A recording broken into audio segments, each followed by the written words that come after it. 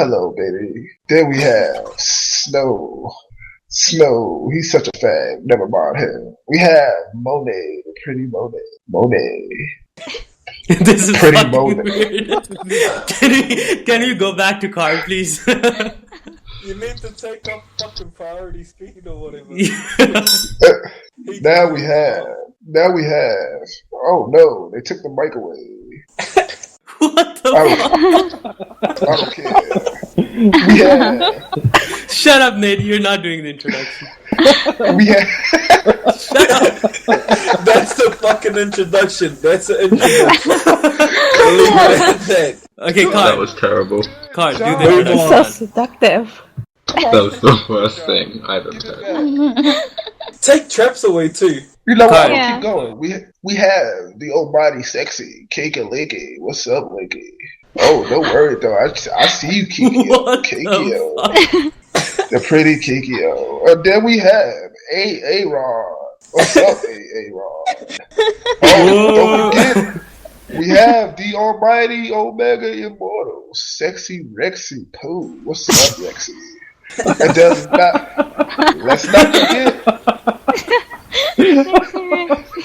let's not forget the man after my own heart, and I'm trying to get his. It's Blizzard, the Icicle, Frosty Frost, Blizzard. Yes, let it rain on you. Thank Drizzle, you, people. drizzle. Let's get this podcast started. I am your host. Are we really gonna Wait, say I think we missed so many people. I am. Let's Nate, get this will you started. shut up so we can do this shit for real? Yeah. I ain't saying shut up. I don't do shit. Dude, I was doing the introduction. Come on, I know y'all like the introduction. You're terrible. It wasn't really intros as much as it was Sexy you hitting on Rexy. everyone. Okay, A man after my own heart.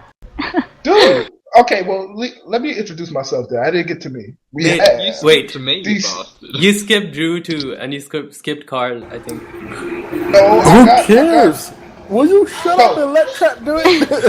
Yeah. Hold up. Nate, you know, right Fuck it, now, just skip it. This is right fucking now, you fuck. should be Intro's like gone. half naked, lying on the sofa. Just have your head on your hand.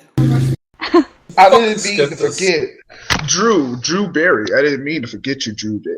And then we have your host, Manty Panty, the old sexy fancy man. Let's get this started. When Nate's talking, all I can think of is this scene out of Family Guy. One second, I'm linking it. You still skipped me, you bastard. Who cares? Trap, go! Yeah, thank you. Who fucking cares that I skipped you, Trap? Yeah, check that video. Every time he was doing an introduction, that's all I could think of. I'm just playing. Guess what? We also have, I saved the best for last, Trap, because he'll trap your heart. Oh. Man, if y'all don't shut the fuck up, yo. Y'all killing me. I got shit to do. Is anyone else really uncomfortable? Alright, I'm done. I already introduced No, this is everybody. normal. Totally normal. Okay, Dude, Carl, I had your the- turn. Am I doing this for real now? Yes, that was Yeah. for real. I think we should keep it. Yeah, you should keep what I just did. That was classic. Okay. For those of you that did not understand Mant's rant about us, this is the second episode of the OPB podcast, The Bay and Shit. And today we have Blizzard. Say hi. Hey guys. Rexy. So, Drew. Hey. Jinsei. What's good? Kikyo. Hello. Link. Matt. couldn't help myself. Sorry, I couldn't help myself. They're so fucked up, yo. Add him back, yo. Oh my god. Sorry, I couldn't help myself. Fuck y'all! Y'all better call my name again. Hey, yo, will you like redoing the stuff head around, yo? Okay, get back. Yo, Trap. Get back to the topic. No, say my name again so I can say what's up. Mentor or someone. What's good, yo? I'm gonna edit that out from the video. Yeah, can Okay. you just start it all over? Just start it all over. Y'all No, was- No, fine. Next we have Monet. Oh, Monet. Monday. Monet! Yeah. Her internet. Yeah. No, she's gone. She's out. Anne can say hi for yeah too. Next Yo. is Snow.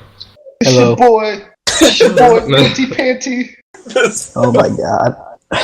Okay, I've muted Snow. him, so Hi.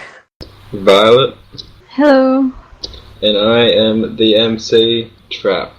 Hello, everybody. Woo! Um, Trap, woo! Woo! For the first topic, we're going to talk about the Mafia Games. Now, are the Mafia Games different this week than they were the other week? Shitty topic. Yo, fuck the Mafia Games. There's so many assholes in there. Well, it's not. You're not wrong, Matthew. There's so many egotistical bastards in there because they play more games. They feel like they can just talk to you however they want. Well, to be fair, there's a lot of egos on OPB, but for the most part, the things on the Mafia games stay relatively friendly. Relatively friendly, are you sure? Because I've been in some pretty heated arguments. I don't think those were friendly. So, for the most part, it's friendly. Let's just stick with that. Okay, yeah, let's sugarcoat it. They've got controversial quickly. Wait, I what are we think- talking about again? Yeah, The we're Mafia gonna game talk that's about happening Mafia now. Games. The Mafia Games happening now. Souls Mafia Game. Yay! What's happening Yeah. in Souls Mafia Game? It's got a lot of different rules. Like, he's allowed it so that everyone can talk during the night phase as well. There's just no voting. I've never played a game like that.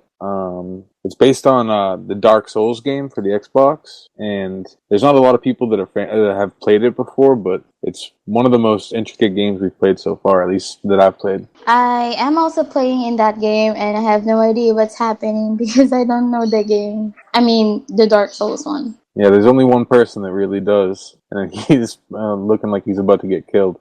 Visible Spectra, I think. Sounds like a normal Mafia game.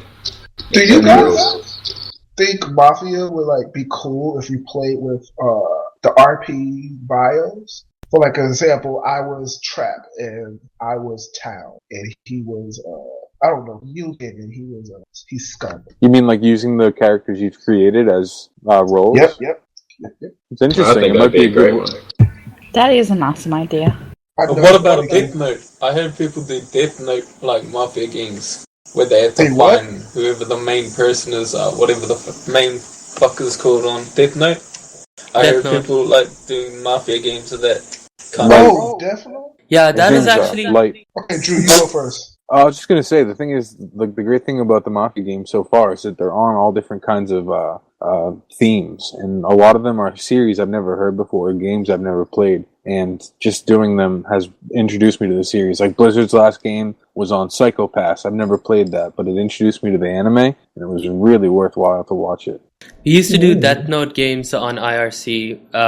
Yokozuna used to host them. They were really fun and they were more fast paced than the thread games because you were talking always, just like Skype chatting. Cool story, bro. Okay, next So- topic. You guys do Yeah, it? please. Next topic, Okay. please. Okay. The roleplay. I see that there's a new XP system. We have Mant here, who's the one who's organising it all. So tell us a bit about it. Oh shit, we have Manty Panty speaking. All right.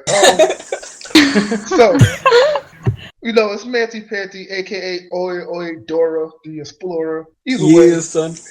the EXP system, we finally turned the whole XP currency, because before the Switch, it was more so you just documented it by typing in your moveset or in your signature. But either way, we switched it to an official currency that you could actually use to spend in a shop. And that shop will be the Moon Shop. As of right now, it is hidden from the public, but it will be in display as soon as we're done getting everybody's EXP to everybody. Pay attention. XP is no longer XP. It is called EXP. Get with the new times, folks. Other than that, it's pretty much it. Sir, I have a question. Do you think that we should allow people to be able to trade XP in fights and steal XP from others? No, that will lead to some serious problems because then you have the douchebags. I'm just gonna call them boosters. The boosters, they go out, do all the freaking slinging, whatever you want to call it, treat EXP like dope. Get all this XP, and then guess what? I'm gonna dish it to a new friend because he's too lazy to go earn his own EXP. So no, we're not doing none of that trading crap around here. This ain't And Yu-Gi-Oh! This ain't Pokemon. This is Digimon. You level up your own Digimon. And before we introduced this, we made a rule saying that XP can no longer be traded, or it's like strictly forbidden to trade XP in any sort of way. The only form of trading, and it's not even really trading, but the only form of getting XP is through the merchant class, which has suffered a revamp. If y'all not aware of it, you can only get 100 XP per month, and that's from that's accumulated. So it's not like you could go get 100 from one merchant and then another 100 from another merchant. You can only get 100 per month, and the merchant itself can't even buy the XP. He had to go earn it himself or herself. I'm not sexist. So there you have it. Also, customs. The EXP system will have a way to incorporate customs. So yeah, I've seen my cue. Manty Panty out. Okay. Anyone have any other questions about the XP system? I actually had a real quick one. What's going on about because obviously people bought XP before. Does their XP get revoked, or do they just keep that and we move on with the revamp done? Say that again. I couldn't hear you. I'm sorry. I have a loud woman in the background. Loud woman. Basically, people bought experience before, as far as I'm aware, from the merchants. They bought it in bulk that you can't buy it in anymore. Is their experience revoked, or do they just keep it? No, pretty much what happened was they were able to keep their XP, but you know how you can only use 100 per month? Say if a person spent 600 XP, they now cannot buy XP for 6 months. 6 times 100 is 600. So it kind of destroyed us that way, but we got all the XP that we wanted at that moment. So it has been taken away at all. Ah, I see. Okay, that's my question answered. Okay. So I hear that we have some upcoming events. Jinsei, you want to talk to us about this upcoming event? Yeah, I guess I'll let things go. I pretty much decided to have a CM Punk Best in the World kind of tourney. CM Punk? Shut up, fool. Anyway, you got you know how everybody considers Mihawk to be the best swordsman in the world? Well, what actually classifies a person to be considered the best? Is it, just the way that they fight? Is it nobody's ever beaten them? Are they, just one of a kind type? Is they just completely unique? Are they the strongest out of everybody? So what we're going to do is we're going to hold a Best in the World tournament where we're going to separate every single last fighting profession onto different islands for them to have an all-out battle on. So swordsman with swordsman, marksman with marksman, martial artists with martial artists, but separated into their own different groups. More than likely, I still haven't decided on how to do that quite yet. Whether it should be Rokushiki versus Rokushiki users, or polearms and blackleg users versus each other, or if I should just throw them all into one big giant group and leave it like that. I'm more than likely going to have it all separated. Snow, can you please stop pushing the button? And then from there, we'll have the winners of each do their own event as a whole, where they are each participating, already have gained the title best in their fighting profession, participating in their own mini event off separate from everybody else. I have a question, and if you see my light blinking, that means I have a question. Either way. Wait till I'm finished talking, motherfucker. Oh, you paused. My bad. Oh, no. I mean, hey, I'm just letting you know I got a question. I'm first.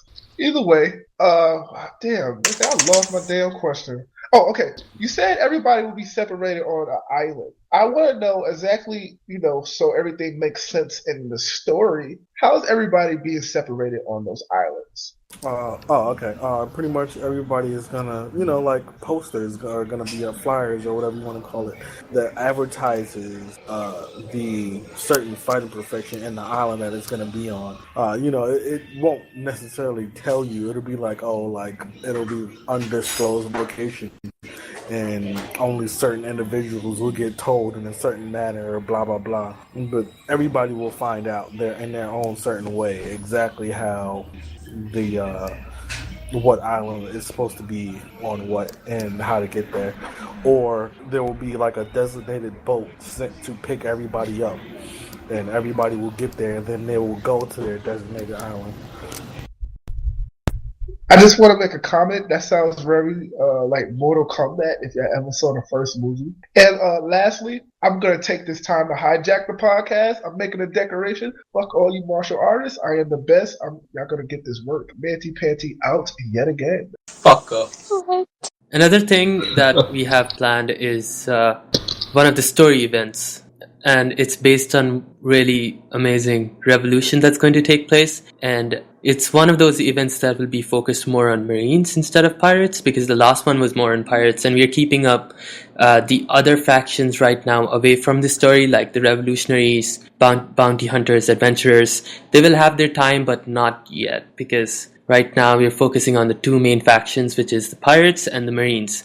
And the next one, actually, Aaron is planning that, and it's one of the biggest story event that's going to take place. It revolves around people who are, like, in the story, it was also shown in the movie of One Piece, that people who are in the system but do not like how it's actually run, and what action they will take to fix that. I had a quick question about the event. You were talking about sort of segregating the fighting professions. What happens when that lonely one wrestler in the roleplay tries to go into this tournament? Well, there shouldn't be any lonely individuals. I mean, it's gonna be every. I don't even want to tell y'all. I can't say that it's gonna be every man for himself, because it is, but it won't be at the same time. I mean, if you're in a crew and you happen to be in the same fighting profession as somebody else, you're not gonna want to fight the person that you're in a crew with just to get a title. It shouldn't be like that. So there are going to be surprises along the way that I don't want to give out in here right now at this moment. Let's just say that for now, consider it every man for himself, and I'll leave it at that. Hold on. Did you just say that you can't fight your own crewmate for a title? Why? I didn't say can't. I said, why would you? I didn't say you couldn't. I just said, why would you? So I think that really depends on the personality of your roleplay character, if you're going to do that or not. I mean, I'm sure. That's why I said I'm leaving it as a surprise. I'm not going to tell y'all what is or what is not going to happen. I mean, I'm a mod, so I'll find out anyway. Oh, blue ass. So what about balance in terms of, obviously some sections of that event would be, I don't know, unbalanced? I hate to use that term, but... I understand what you mean. The odd man out, basically. We will pretty much, if it comes down to it, instead of it being a 2v2 or a 3v3 or whatever, or something like that, you're just really going to have to wait and see exactly what's going to happen. I can't, like I said, I can't tell you what's going to happen. I know exactly how I have it set up. Let's just say it was like one of the previous events, and I'll leave it at that. Quick question. For martial artists, but actually anywhere, for any fighting profession, if you have like a skill profession that gives you a curse or a mecha, how would that be put into play? Because you're not really a martial artist, you're mecha fighting. You're not. Nobody will be allowed to use any extracurricular things that does not coincide with their actual fighting profession. For example, if you have a mecha suit, you can use your mecha suit, but don't be expecting to use any flamethrowers or anything like that with your mecha suit. You are literally going to be as like restricted to swordsmanship or something supplementary to boost you in that manner. Like people that have that won the Pillar of the Beast and things like that, and in the last event, they can use Pillar of the Beast to increase their stats and things like that. Nobody will be using grenades or anything like that unless you're an assassin or something. Nobody's gonna a swordsman is not gonna be sitting there using a gun basically or anything like that. We're basically going to strip you naked, give you the basic weapon, and watch you fight. What about Devil Fruit? Because like someone like Kurtzu and the sword, like he's gonna break ass if he can use that. Shut up, Nick. Anyway, like I was, pretty much like I said, if it's not existing with your actual fighting profession, it will not be used unless you do it to boost you in a supplemental type way. Let's take Derp's Devil Fruit. He has a Shadow Fruit. I don't remember exactly what fighting profession Derp is, but let's say he was a swordsman. Then he can make his shadow into a sword or multiple swords and use that to fight with. It's swordsman related, so I can't sit there and restrict it. But he's not going to be using his shadow as a means to grab hold of somebody and fuck them up or anything like that. It's literally going to be swordsman versus swordsman. Swordsman versus swordsman only. Nothing else. Okay, what about fruits like mine? You know, is based around heat. I can't I understand it. Supplemental usage only. I can't do nothing else. Like I said, yours is a weapon breaking style, and it goes along with it, but it's supplemental. You're not causing damage to anybody. You're melting their weapon. That's cool. You can do that. It's whatever. It is called. Alright, what about Ice Fruit? Like I was saying about Kyoxis, can he use his low gear abilities? Because, I mean, he's going to be untouchable if he can. Yes, he can. I mean, it's not like your devil fruits are going to automatically be canceled out. It's if you ate it, you ate it. I mean, if you ate a low gear fruit and you hit a low gear person and it's not with hockey or sea stone, then you just hit a low gear person and it didn't do anything.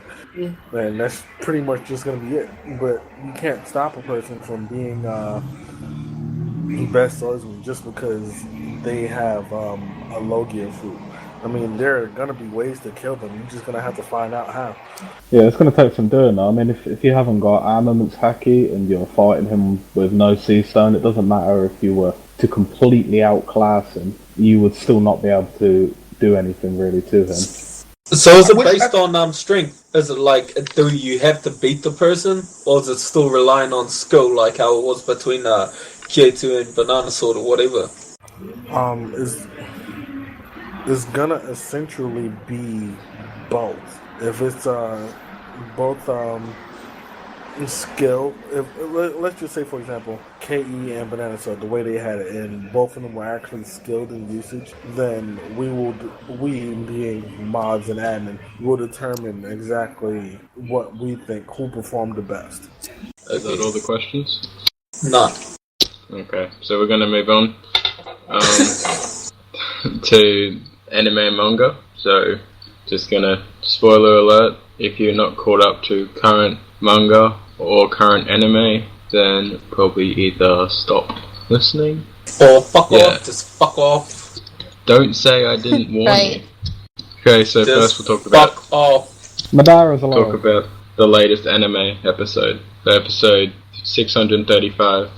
We're currently getting into the fighting in the tournament. So who wants to start off? And Luffy uses his dick as a hammer. Do you guys have a favorite character in this episode? It's got to be Bartolomeo for me, man. It was great to see. What? I don't even quite understand the question, but I think it has something to do with the current anime and everything. What about people that aren't current? We don't want to spoil stuff for them. That's what we said. That's what I said. I had to spoil Yeah, that's what we just told people to fuck off. I haven't even read the new manga. I'm going to read it real quick. Fuck off, Rixie, if you haven't read it. Seeing Bart was pretty fun. The voice they gave him was not what I imagined him to be, but yeah, it's cool. Yeah, his voice was a little off, but it was pretty awesome nonetheless. Just, I'm not crazy about how the anime episodes haven't been strictly following the manga chapters. Like, we saw the vice admiral that was there in the Colosseum. He was kind of dead at the very beginning or middle of the episode, whereas in the chapters he was seen at the very end of one of the chapters. Yeah, one thing I didn't like was when Fujitora's ability was shown different than the manga. Like when he tried to cut someone and then they went into the hole due to the gravity. But in the chapter, it was different. They didn't show anybody being cut or anything like that. Well, I mean, that's because I essentially believe that they can't just give him that strong of an ability without some type of drawback. They're like I essentially see them trying to dial stuff down. Nowadays, like if you check with Bart's ability, he actually isn't just making his barrier out of nowhere. He has to actually cross his fingers in order to do it. That was one thing I noticed in this episode. You didn't see him crossing his fingers until the very end of B Block, where he's fighting King of Isabello. So in this episode, you actually see him using his crossing his fingers in order to use his ability, which you didn't see in the chapters. You actually do see it in the chapters. You just have to actually pinpoint it and check it out. It's actually a little more subtle in the chapters than it is in the anime. You just have to really look for it when he's doing it. He doesn't do it with all the barriers. Some of the weak ones, I guess, are more like freeformish done. But the stronger the barrier, the more fingers he actually crosses. Yeah, the one that he used against Dellinger in the manga, he didn't have to cross his fingers at all. But I just was I kind of distinctly remember not seeing him cross his fingers and using his ability until the end of B Block. But I should go back and I guess read that stuff. I think in an anime they tend to put stuff in like that just for the sake of making it appear more dramatic, or like he's actually doing something rather than just summoning an ability out of thin air. Well, that's like with Robin, where she actually has to cross her arms across her chest in order to use her ability. I actually think that it is better for them to do that this way with certain abilities, because I mean, you have Logia users that can do whatever the hell they want, whenever they want. Paramethean, like Luffy, is kind of unique. He doesn't have to really do too much to actually stretch, except actually pull his arm back or pull his leg back or something like that to do it. But he still says Gomu Gomu before he does any moves, So it's not the same as a physical move in order to use it, but he is still having to announce it. I don't know if that's just for dramatic effect. Yeah, I feel like that's just for that. That's just for dramatic effect. Yeah, they did say early in the series that they were surprised he could do it so easily at a young age or something along them lines, because it took a lot of physical strength to stretch his own body that far. Like, he actually had to be quite strong and be able to move his limbs fast enough to stretch them that far back, so they obviously come back and do more damage. Well, it was fucking useless when he was young. That he was really, really bad at it. Like, Ace used to fuck him up really, really bad when he first got his fruit. So if it wasn't for him and Ace training so much, I don't think he would have had it as good as what they show him having it right now. Yeah, I agree. And also coming back to the fact that Robin has to cross her arms, I think that's just for style too. She doesn't really have to do that. Yeah, it just sort of adds substance to what they're doing, doesn't it? Rather than them just doing nothing, I guess, and then just pulling moves out of nowhere. Like even stuff like what's that dude's name? Aokiji or Kuzan, whatever his fucking name is. When he used Partisan on Whitebeard, he extended his arm forward when he threw it. He obviously didn't really need to do that, but it's just sort of dramatic effect. It looked like he was really doing something. So maybe Bart doesn't actually need to cross his fingers. I think he kind of just does it to be a bit of a bit of an ass. He likes to play around and be a jokester, so I think he's just acting childish a little bit and enjoying that. Yeah, I think it's just his personality that matches up with the devil fruit he has. He just want to fuck up everyone, so he's crosses his finger and then shows that you can actually penetrate the barrier. I think that they also showed that in manga that he doesn't have to do it when that guy was trying to attack Bellamy and he couldn't get past Dellinger. Yeah, Dellinger. Like I said, I disagree. I think, at least as far as Bart is concerned, that from what I've seen, the more fingers he crosses, the stronger his barrier is. And it's kind of reminds me of Fairy Tail in a bit, with Gray and I forget the other dude's name that uses ice, where you can use Ice Maker. Yeah, Leon, where you can use Ice Maker without the hand signs, and you can do it and it's fine, but it's nowhere near as strong as when you do it actually with the hand sign. That's actually a good point. Trafalgar's quite similar, Lure's quite similar. When he uses he's using only one finger and making a gesture to pull up those earth spears against Smoker. But when he was doing something big, lifting that whole ship, he actually made a lot more bodily movement. I think he used both arms and literally lifted it up in the air and turned it over and whatnot. I feel like OP doesn't follow this logic like Bleach does when what's his name? The captain uses his hands. He can move the petals around. Oh, Byakuya. Yeah, I don't think One Piece has followed this logic because they have never showed it that a certain attack is more powerful when more body movements are put into it. I do remember them, like, not completely, but I'm pretty sure they did say something about Law's Fruit being based a lot on that, like the certain movements he makes, because it's essentially using his hands to control whatever's in his vicinity through the use of room or whatever it is. I think I have a interesting outlook on the reason why he crosses his fingers. Usually when you cross your fingers, it means like you're kind of breaking or nullifying a promise or oath being made, and his barrier seems to null all damage. So I don't really think his fingers have anything to do with the strength of the barriers. I think it's just like one of those aspects the author puts in for readers like me that wants to take a deeper or I don't know, more symbolic approach to their work. I was about to say you're sort of looking at it as a more symbolic thing, like what it actually stands for, the cross in his hands or fingers or whatever. Yep. What do you guys think about the extended kind of scenes, or the scenes that haven't been in the manga but are in the anime, like between Violet or Viola and Sanji, stuff like that? I was gonna say that the episodes have been really like slow paced than the actual manga. If you have noticed that it's taking forever for them to get the story across, which kind of kills the mood, but which is the things are understandable, so knowing that the difference between the actual storyline on the manga and on the anime is very short as compared to others that have a lot more fillers. Yeah, that last filler arc was 3 episodes long with the Peto and Breed. It was like 3 episodes. That's really not and it was that actually long. fun. We saw the turtle again. And the Dugong, the fighting Dugong. Yeah, or whatever it was. It's like a that Dugong is badass, man. I want that as a pet. Honestly, I think that you know how the Blackbeard pirates have divisions and the Whitebeard pirates had divisions. I think that in the final war, that the Straw Hats will each be leading some kind of crew of their own, and I think Chopper will be leading like a crew of animals, like the fighting dugongs and stuff like that, and he can communicate with them, so he can orchestrate it all. Damn, that would be badass. Another thing I loved about Dressrosa was Viola's dance. Like, that was fucking epic. Forget that. I'm kind of upset at like the latest chapter. I don't know about y'all, but I feel that Usopp is taking another 180 and going backwards.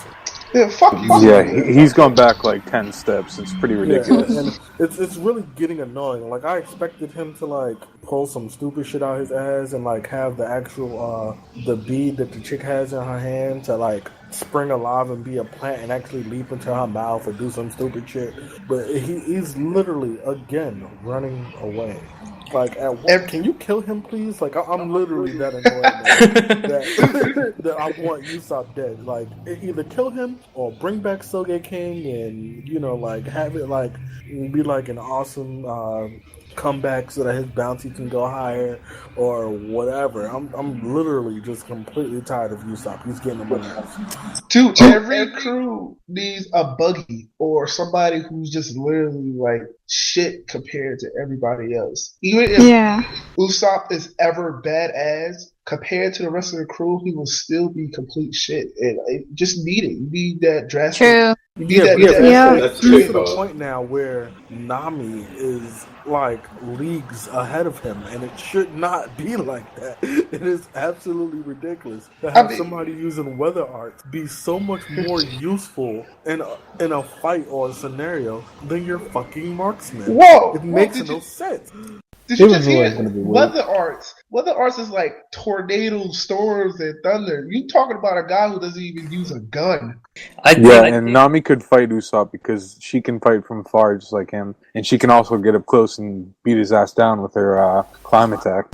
I think we've all established that he would get soloed by anyone. Like, in the manga and the anime from previous, we see marksmen as being purely badass people. I feel like dad, whatchamacallit from Shank's crew. Ben Beckman. And then you have Usopp, and it's like, alright, cool, you have your own new fighting style now, but you're not doing anything with it useful. You had the fucking thing in Fishman Arc where the green wolf bit crap. It was like, what is this? All you're doing is making plant-like objects. If you wanted plant fruit, then they shouldn't have given it to the Neomarine dude in the fucking in the movie. Like, give him something real to actually do. Like when he was in the Rescue Robin arc, and he actually lit the flag on fire using his Dow slingshot thing. Give him that back and then let him do different stuff with that. Don't this green bit plant stuff is really annoying. I don't know. Maybe it's just me. I actually disagree with all of you. I think this chapter was kind of bad for him, but the moment he knows that Robin is in trouble, that she's turned into a toy, I think he's gonna make a badass entry, and then he's gonna fight that little girl, and then everybody's gonna turn back to humans. You can't do that because the problem with your theory is that when people turn into toys, everybody forgets who they are. So him remembering Robin is not going to happen at all. Here's what I think is going to happen. I do agree that Usopp is definitely losing face in these last few chapters, but I'm pretty convinced that he's one of Oda's favorite characters in the series. So he always does this where he kind of puts him in a situation where he's really cowardly. And basically, he's going to come back and he's going to be like, no, I can't run away. I have to be Mansopp. I spent 2 years in training and all this stuff. And it's going to be some miraculous comeback victory that he ends up pulling out of his ass. You know what? I think the fact that they mentioned that when someone is turned into toy, they are forgotten, is just because they want to make sure to like picture how strong the bonds are for Straw Hats. I think Usopp is going to somehow remember Robin and then do all that shit, and it's going to be epic. My original that theory would be awesome. Honestly, it's a repeat. I kind of think that would be a little bit of bullshit that the Straw Hats bond are more stronger than fucking parents. That's kind of bullshit. Yeah, that's a fairy tale moment right there. I was going to say this. I don't think my original theory was that Usopp was going to get turned into a toy, but that he would look like Sogeking, and that people like Chopper, although he's not on the island anymore, but Luffy would still recognize Sogeking, but would have forgotten about Usopp. But I don't think that's going to happen anymore. I actually kind of predicted that he's going to be the only one that can actually fight the girl, because he's like the long range person. Robin is just going to touch her and then she's going to turn into a toy, and then he can stay as far away as he wants and still fuck up both the girl and the Triple or whatever his name is. That's too tough, man. He's not gonna. He can take one. I can't imagine him taking both. No, I think he will distract Tribble, but he won't really travel or whatever it is. He won't really like take him down. He will distract both of them and get the girl while Robin turns back into normal, and then together they can fight. Just to speak on what Oren said about the plants.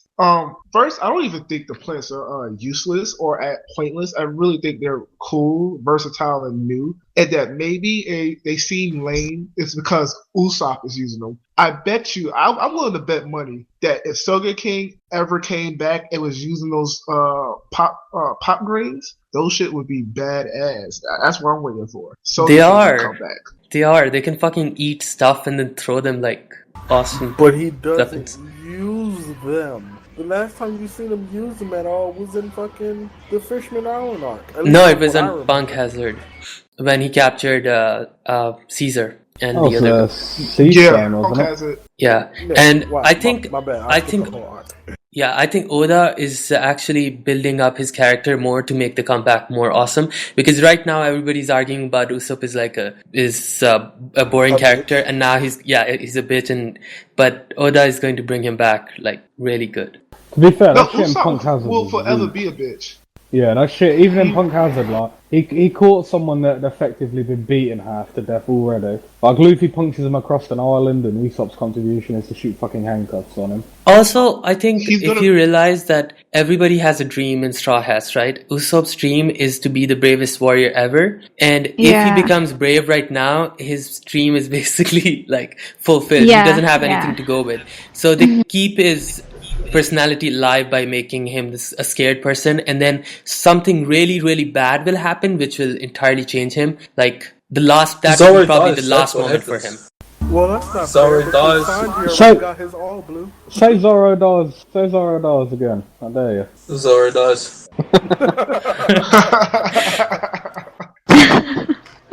That's what Nah, happens, yeah, man. Usopp is gonna be a bitch for like the rest of the series. If anything, if you want to see Yeah, some cool he will. shit, if you wanna That's see his some cool shit or character. some manly If they shit, change No, it, no. I'm not going to like Usopp anymore because that's his personality. got- They can't just change his personality entirely. I don't No, think he's but going to that's be a not the bitch for the rest of the Exactly, series. you I think gotta- he's going to man up once they get to Elbaf. That's going to be his arc. Once they get to Elbaf, he's going to like become a great warrior in his mind. He's going to do something epic.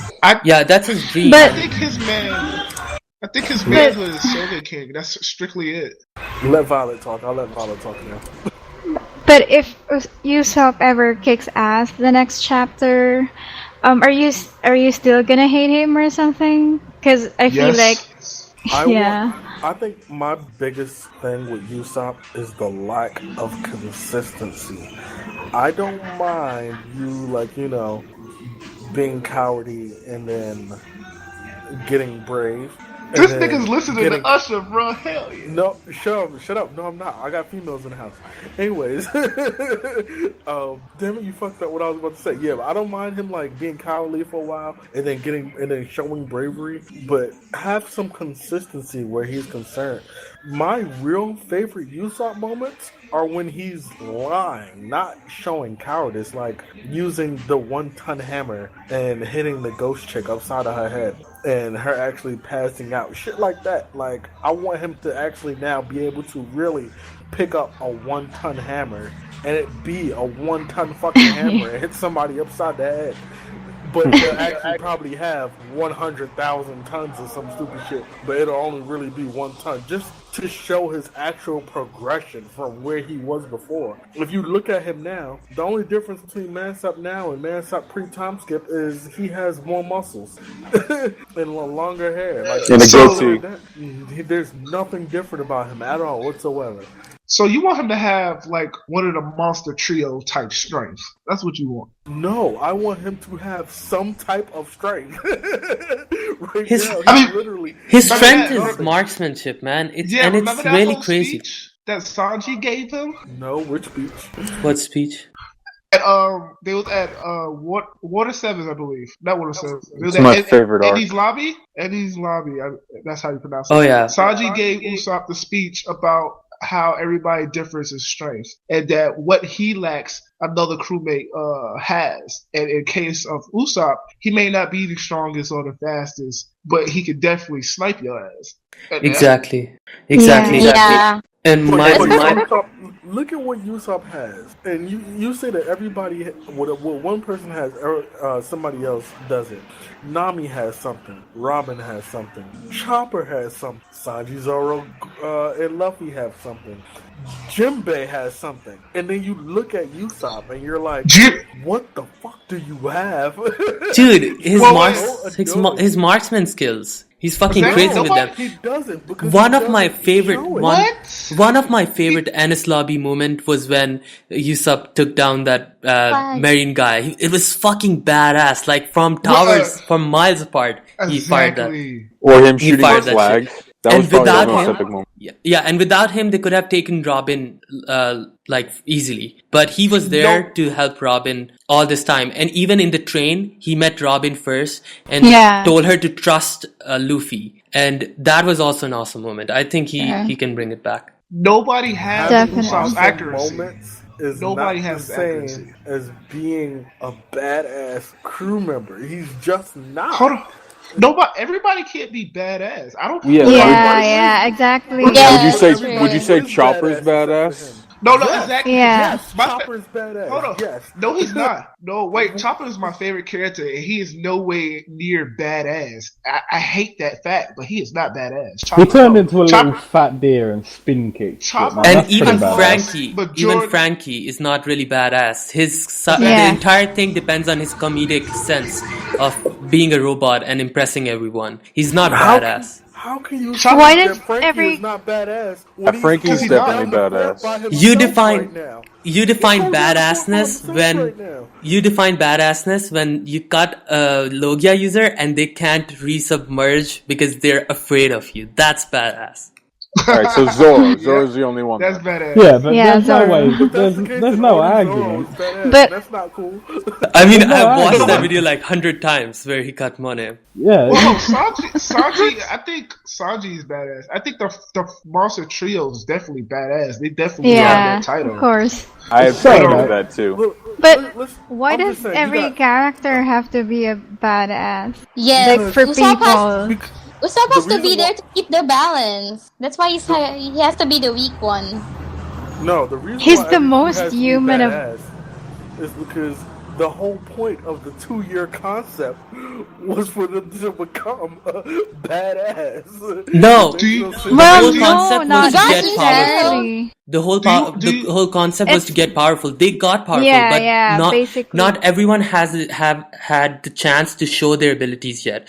Exactly. Usopp had no real enemy in Yeah. Punk Hazard. So but far, he yeah. did. Yeah, but he did defeat that guy in Fishman Island. And now I think he's gonna have another one in this arc, which is going to really prove that he is on that level. Like he has proved in past Definitely, yeah. years. Yeah. I think And Brooke- I actually like the fact that they are keeping his personality alive because it's Oda's style to like keep that little part of each character developing, but still like have the same perspective as we had so many years ago. That's what makes One Piece so special. Yeah, The Straw Yeah, Hats yeah, are the yeah. Straw Hats because of their personalities. Like Exactly. Nami's always going to be a Belai hungry, person. Poor. Chopper's always going to be. I didn't want to say it. And then Zoro's always going to be bad at telling his direction. He's always going to get lost. He's Yeah. always going to be badass. He's always going to scare people with just his like. I mean, how stupid is that? How stupid is losing directions even if you're one of the best swordsmen? But he still keeps that. but It's how hilarious, stupid- is what it is. How I stupid don't is it to mind lose that. direction when somebody points in the direction? That was crazy.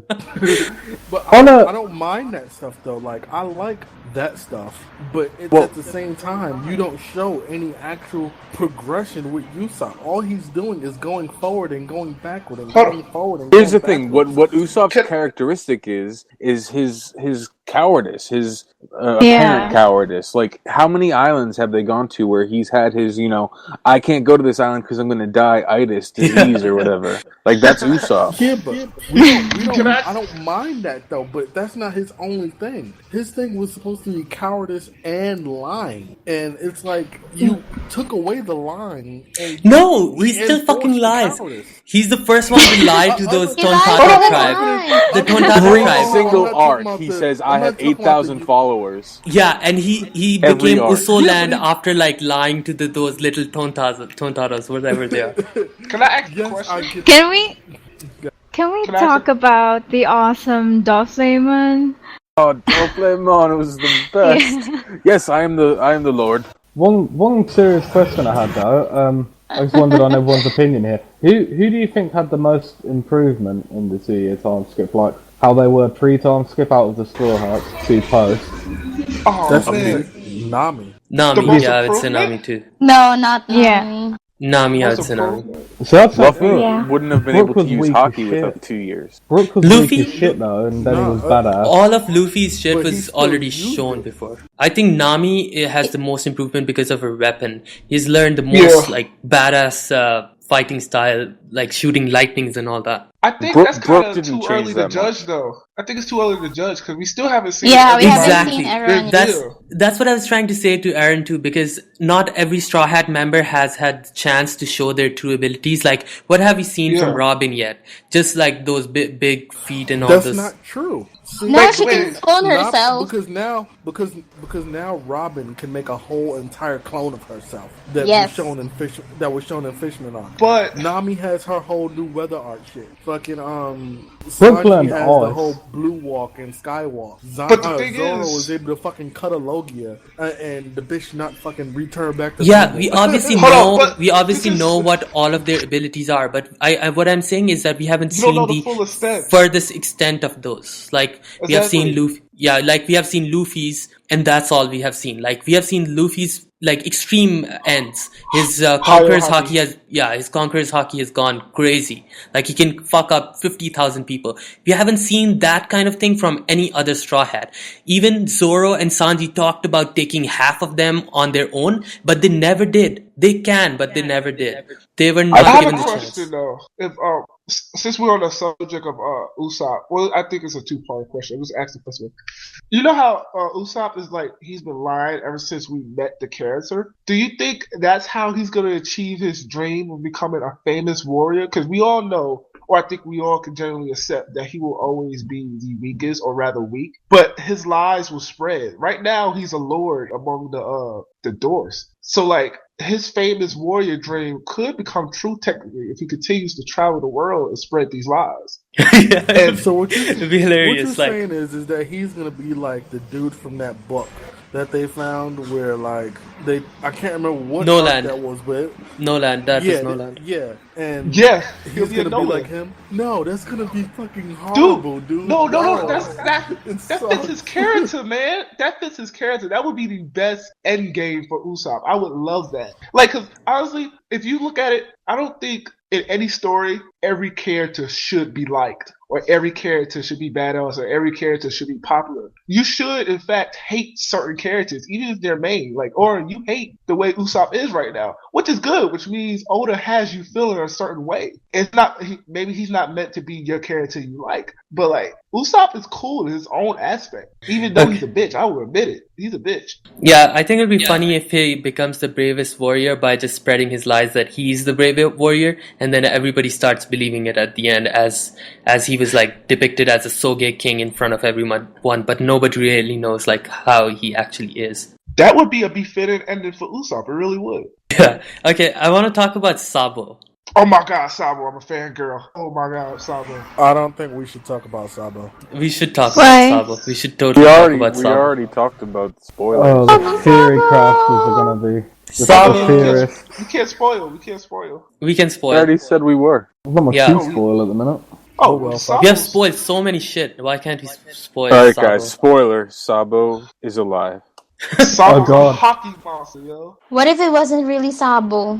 I will somebody in person. Cry, literally. It can't be. It's Sabo. It can't be. I'll cry. Did you see Luffy's face? That's Sabo. Yeah. It's pretty much implied that it is Sabo. He is heavily implied. I just hope Oda doesn't troll us for long and keep his face But who hidden knows? until like June. No, I don't think Oda does that. Only Kishimoto can do that. I didn't expect Sabo to come so early. I never expected he would come. Like, we had a chapter of Big Mom's ship showing up, and all of a sudden we see Sabo. I was, like, blown away. Well, to be fair, Sabo was only introduced after the Marineford arc. So he hasn't been, like, an original character or anything like that. It's just that everyone assumed he was dead because of that arc. The flashback. I thought he was alive.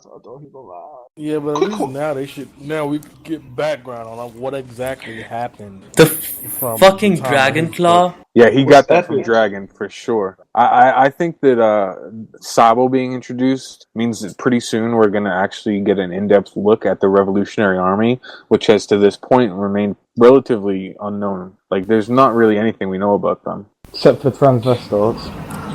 Which is something I also don't understand or like at all, because Robin spent the whole 2 years with them, and it's like you don't pull Luffy to the side and let him know anything about his pops at all whatsoever. Nothing. I mean, she was probably told not to say anything. Yeah. Also, I don't think Luffy cares very much. He never really thought of Dragon as his dad. I feel like we already know what happened to Sabo. Like, all the ship thing where Dragon was wet and he said, like, he saved someone from like drowning, and he came back on the ship, and we saw the Okama, what's his name? Ivanko, yeah, and they treated Sabo. I think that was all shown, but they never really revealed the exact thing. We don't know what happened after that, and till the point that he was recently shown, which is crazy. I think Carl has a question for that. Like, yeah. So the question is, why do you think, if that's Sabo, why do you think he didn't try to save Ace? Because he has a cause to, he has a cause to further. He has a cause to actually work for. And he can't just jeopardize that because of one person. I mean, I think he's a loyal soldier, and I think that the Revs were determined not to involve themselves in the war.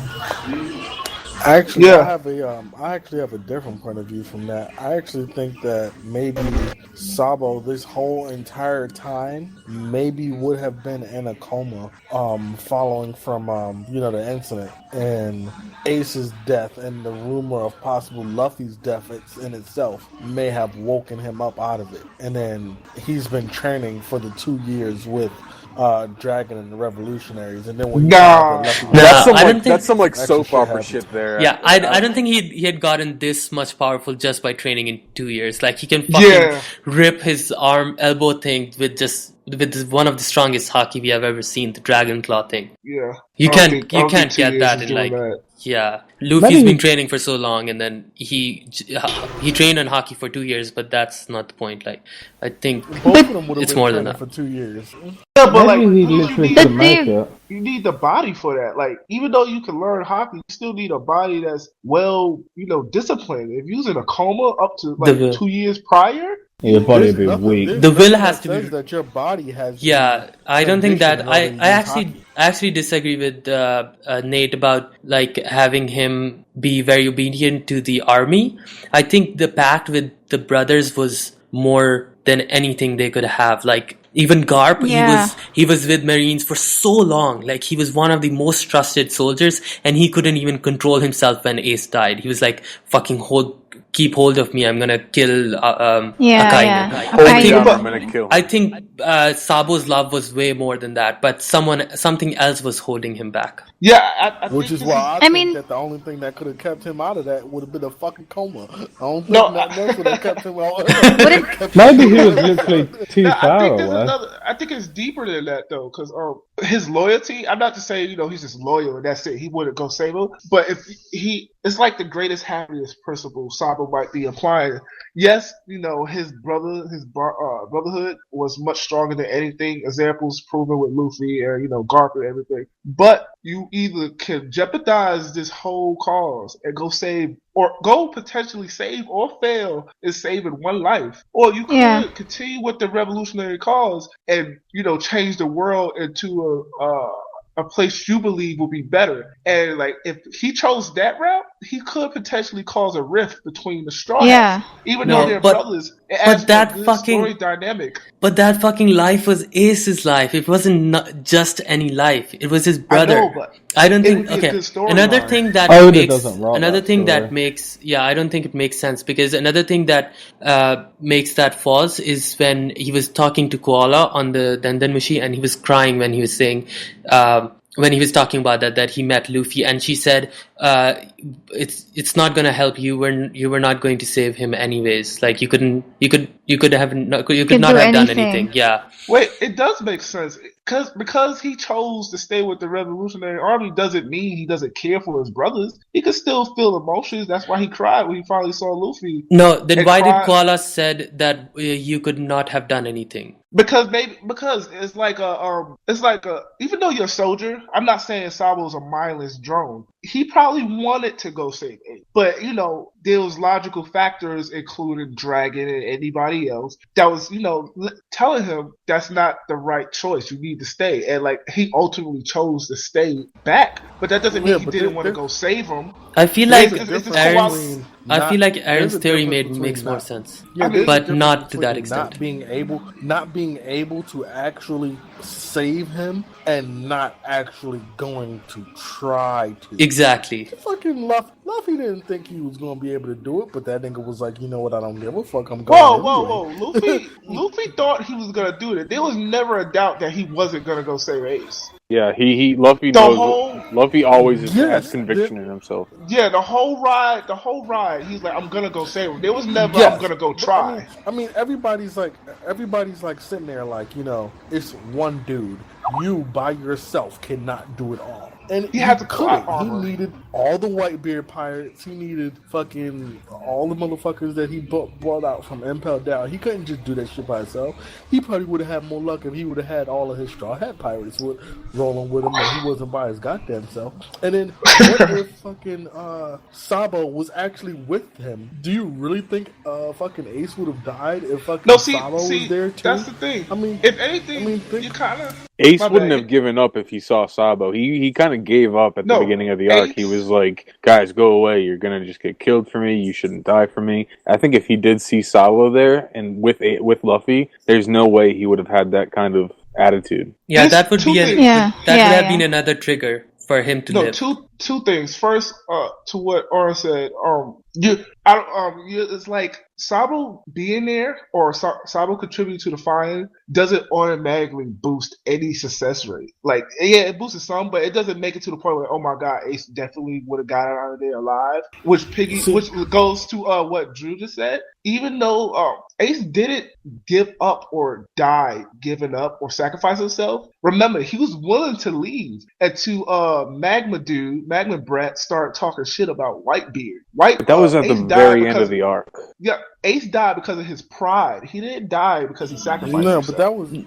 That was at the end. Yeah, he was actually planned to die at first. What talking about is when he was on the scaffold and Ace was like, you know what, whatever happens, happens. Either they'll save me or my head is going to get cut off. Whatever is whatever. I'm not even going to try anymore. That's what Drew was talking about. What I need to know is if you have Sabo there to begin with, that's one person to help hold back. You can't sit there and say, from watching this tournament and what's going on right now with Sabo and fucking people up, you can't tell me that he would have been any kind of useful in that fight at all? Well, because I'm not saying that, but I'm saying Sabo definitely would have made this rescue mission a success. It's like you can't first what we seen from Sabo's not anybody up. If anything, all he did was counter wrestling dude with his own hockey. He hasn't whooped nobody's ass. We haven't seen much of anything from Sabo. We saw he could use hockey, and we saw one technique. Secondly, but still, did you saw the way that Burgess's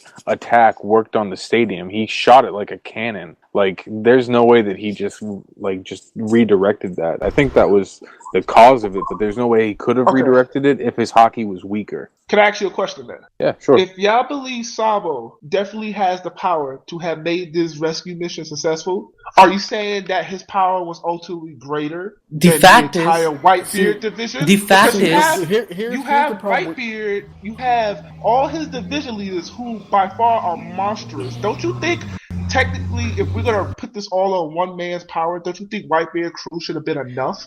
No, I think the fact is that you are considering that if he could have made it, one thing is that nobody said that they would save Ace. They knew that they are going to, the Whitebeard's crew, and Luffy knew that they were going to. But the fact is that the thing about three brothers, Luffy, Ace, and Sabo, is that they think very differently. They think that they're going to achieve this and they're just going to fucking do it. Like Ace was going to make Whitebeard the Pirate King, and Luffy's dream to become the Pirate King, and Sabo's dream to free everyone or whatever it is. But he didn't even try. Like, he wasn't there. He would have tried. The fact is that he didn't, and it was something that was holding him back, and that something was not just loyalty to the army. It was something more than that. Something that didn't allow him to get there. That nigga was in a fucking coma. You just said Nate, I gotta say that. You just said his dream was to free people. It was to change the outlook that nobles had on citizens and everybody around. The Revolutionary Army, that is their cause. That's not the cause of the Revolutionary He could have not just... The cause of the Revolutionary That is a lame-ass cause. No, it's not. It's to overthrow the government. The Revolutionary Army is to overthrow the entire government. Which brings along the that is the goal, to overthrow the world government, which includes the Celestial Dragons and all. But for personal reasons, it deals with the behavior of the world government, which falls in lines with what Sabo's dream is. My question to you, hold on, Blizz. My question to you is, what does Sabo saving Ace have to do with any of that at all whatsoever? He could be. I don't. Him going to go and rescue his brother does not stop him from being able to do anything that he wants at all. He could have just fucking covered his face, man. He could have just fucking covered his face if he didn't want it to like spoil Revolutionary Army's plan or spoil his appearance. We don't even know if he's famous enough. He could have just like covered his face and tried to save them and not like sabotage Revolutionary Army's plan. You don't know what role Sabo has. You don't know what role or what effect could have happened with Sabo going. You can't assume that him showing up would have never affected anything. But there's always disguise. You could have disguised as someone. The coma thing is like, first, Pacifista see through disguises, I believe. Secondly, the whole coma thing, I just don't see it being plausible considering being in a coma, your body's weakened. Even if you are on IV support and all that fancy stuff, your body is not what it's supposed to be if you're alive and disciplining yourself to behave and perform in a tournament like Sabo is today. 2 years, I doubt 2 years would have, put him in the place where Sabo is now, using hockey, fighting, using technique. Hockey does only so much of boosting. That you still need natural strength. You know what? I have an answer. See, now here's where I actually can countermand what you're saying. Can you imagine what is going on with a person that's in a coma? They are in tune and not in tune with their entire self, pretty much. And I think that's where Blizz was going to go with it. So if you wake up from a coma and you have Conqueror's Hockey or you have whatever type of hockey, you have all of that shit rushing to you at one fucking time. So you saying Sabo was training in a coma? I'm not saying he was training in a coma, fool. Listen, I'm saying that if he woke up and it awoke his hockey at the same exact time from hearing about Ace's death, which is why I think it's the only thing that could have possibly kept him from actually fucking going there. Because you have to look back and review what Koala said. It's not like, she was just like, you were somewhere else so you couldn't save him. It's you could not do anything about it. What could possibly have he been doing that he could not do anything about it at all but be in a coma? Well, first, that whole concept, I'm sorry, if that was true, if that ever came out that he was in a coma and when he woke up, he just, oh my God, had all these almighty skills and disciplines just ready at his disposal, that is bullshit. I'm sorry, that is complete bullshit. I'm not saying that he did. I'm saying that he spent the 2 years after Ace died and Luffy disappeared. No. I have a better answer, Nate. I have a better answer. The answer is that we all know that it was impossible for Luffy to get to Marineford if it wasn't for Boa's help. I think that Sabo was so far away that he couldn't make it in time. That's the only explanation I can come up with. I'll go for that. Because it's not like a lame ass excuse to not to be loyal to an army, and it's not like being in coma and not getting trained. But just couldn't reach it. He was so far away. And Luffy was not going to reach either, but he had Hancock's support and he could go through the marine gates, and that way was the fastest way to actually reach Ace. I would accept that, but I just ultimately don't think it's lame if he didn't show for the Revolutionary Army. His storyline, yes, his past was tied with Ace and Luffy, but from this moment on, since the moment of Sabo being reintroduced, his storyline belongs to the Revolutionary Army. It would not make sense if he didn't show up for them. They just need a reason. They just need a reason I can't provide you here, but you can't say him not showing up. It's just lame or rather just doesn't make sense. It could have been a reason developed a place for him not to show. You never know. You never know the role he has in the army. You never know what kind of power he has. Maybe Dragon needs. You just never know. There was so much. You mean to tell me that that's going to stop him from going and save somebody that he considers? Yeah, I don't think that's. I don't think that's the case. If we're gonna if we're gonna go the route of he couldn't, like it took him, like he couldn't do it.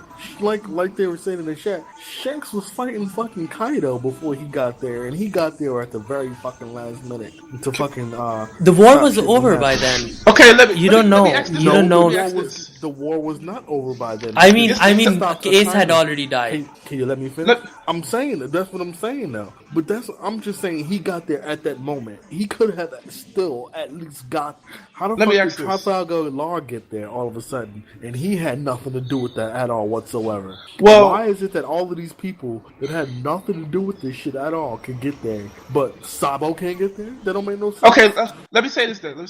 First, you're working off the bond. I understand. It makes sense. You're working off this strong bond that they have. And indeed, they have one of the strongest bonds in the series. But just an example, look at Garp. He viewed all of them as their sons. This wasn't no, you're my stepson. These all were his sons. And yes, he let Luffy hit him, but let's remember how far he took it. He did nothing. He did absolutely nothing in the war. Ace sat on that stand and he sat next to him. That is his son. So obviously that could be an example. That's a well good enough example that bonds could sometimes be overwritten by the loyalty you have to an organization. He did so much we don't know. There's so much we don't know about what happened during the time that Sabo was out of the storyline. Like his time with the Revs could have changed him drastically, and we don't know enough about the Revs to even say how loyal everyone is. I'm guessing that it's a very serious oath that you take when you join the Revolutionary Army.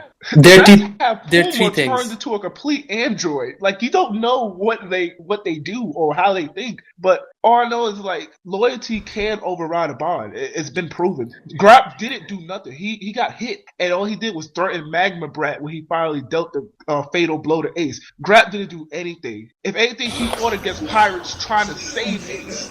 My dude, you saying Garp didn't do anything? Yeah, that's not true. Whatchamacallit wasn't right there with him. Like the Buddha dude is sitting right there.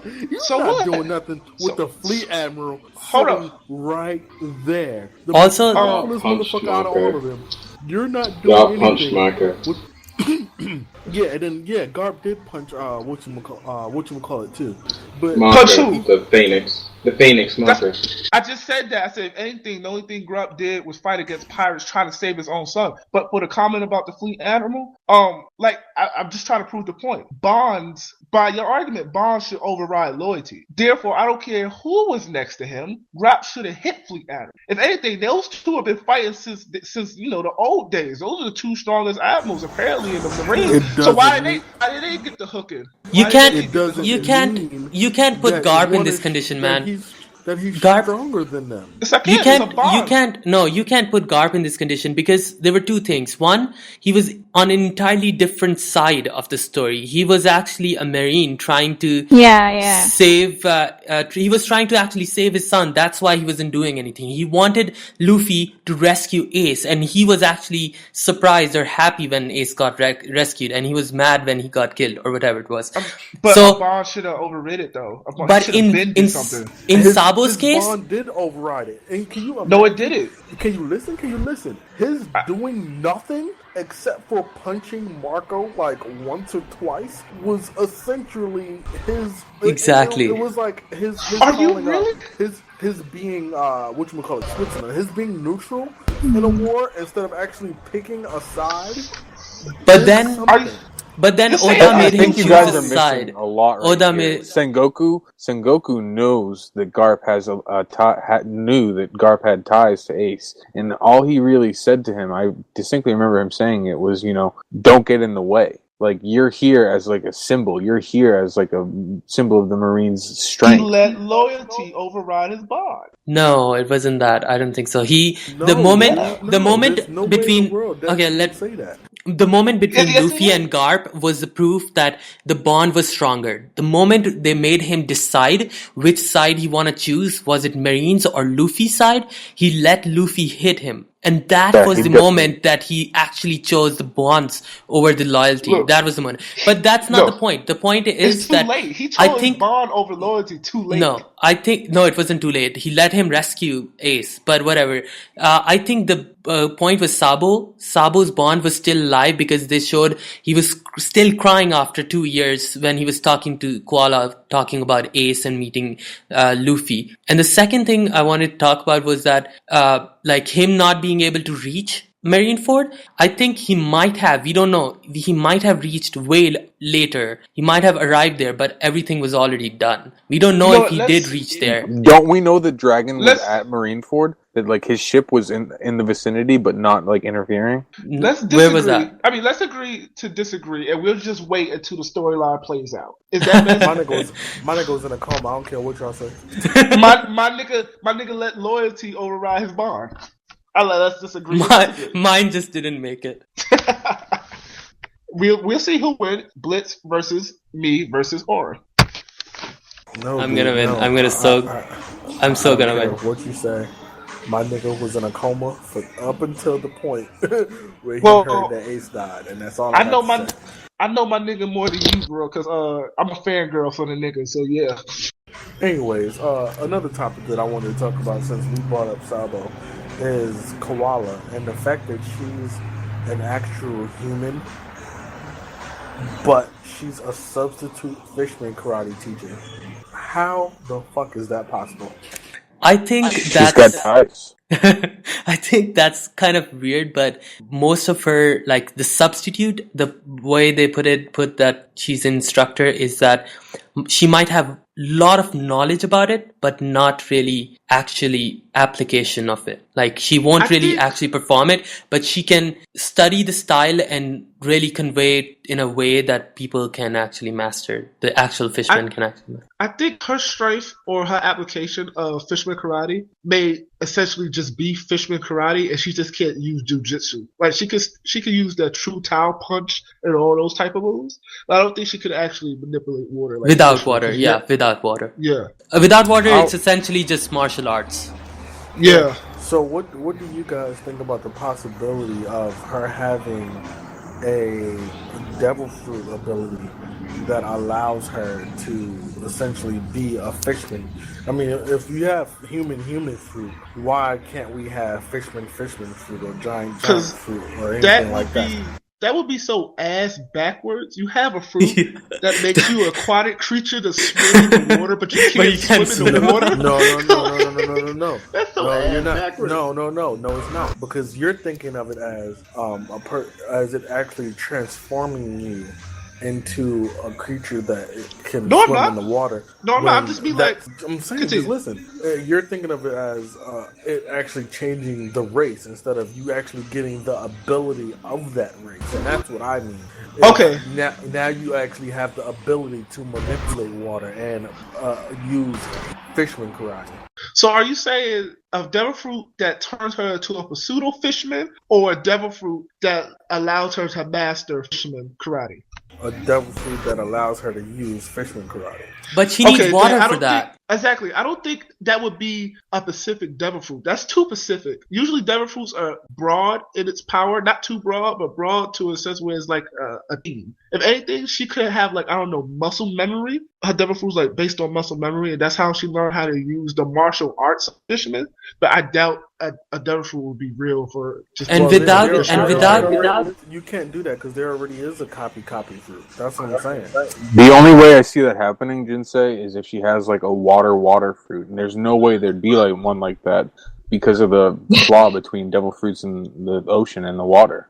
Also, without actually having the ability to control water using fishman fruit, it's basically just martial arts, and she could learn it, but while being a human without getting the fruit. Also, you said it would be identical to the copy fruit. If you read the last chapter versus that guy, I think his name is Gladius. His fruit revolves around explosion of organic material. You also have the bomb fruit, which is basically explosions. So like those two fruits deal with the same concept, just done a little differently. There's a big difference though. The bomb fruit was the guy could make any part of his body explode, whereas I think Gladius's fruit is like the Pamu fruit. I think that one just allows him to touch things and blow them up or increase them up until they can't sustain their form anymore and explode. But that's what I'm saying. They both deal with explosions in some degree. They're different though, but the end game is the same. The end game is the explosions. The process to get to the end game is different. That's what I'm saying about the copy fruit and the muscle man. No, but then there are two different types of copy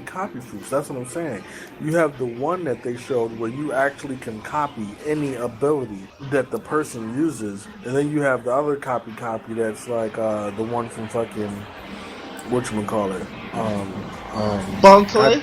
Yeah, that guy, where he copies your face and everything and whatever natural abilities that you have. Well, I don't know then, but I don't think give a devil fruit that just gives specific power like martial fisherman karate. I don't think there would be a devil fruit like that.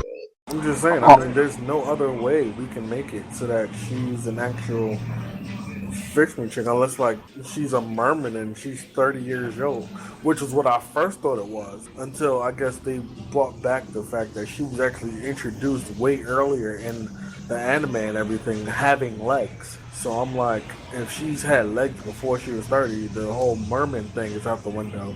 How is she a human using fisherman karate? She's definitely a human. The thing is, we don't know like if fisherman karate can be taught to other people really well. Like there could just be some secret kind of art to the fisherman karate that involves manipulating water, and we don't know how exactly that works without knowing more about her background or even more about fisherman karate. I think they want us to shut up now. So, this has been the second episode of the OPB podcast. Thank you to everyone for coming and talking with us. And thanks for listening. And we don't have an outro this week. How sad. Yo, let me do the outro. We don't have the song, damn it. We don't have the song. Outro. We don't have Xander or Thea. With nothing else to be said, well, that's goodbye, everybody. So we have Violet, the old sexy Violet. Yeah. We have. Wait, are we doing the outro? It's such a recording right now. Stop it. Later, everyone. Yeah, Manti, why don't you just make those horror movies that you were doing, the horror sounds? Thank you for coming out to the podcast. You know, the bay and shit. Goodbye, everyone. Good night. Bye. Bye. Bye.